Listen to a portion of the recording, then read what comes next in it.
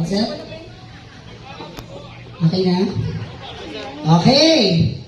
Bacolod Status! Let's all welcome our contender number 1 from Tinabuay Festival of Morsha, presenting McDonald's Sinay!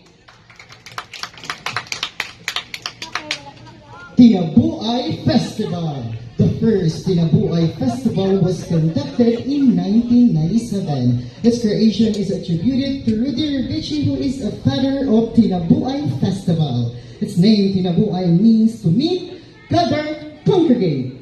It is the town's biggest annual merrymaking world celebration are conducted to give lifeline to the town abundant harvest and gathering of its people. This also showcases the lively culture marketplace where people come to sell and buy local products, fruits, vegetables, and other merchandise. Ladies and gentlemen, get ready as our performer group number 1 from McDonald's Silay. Aton sa ulungon ang Tinabuay Festival. Aton silagaan sang mas mabaskog nga pagpamalakpak.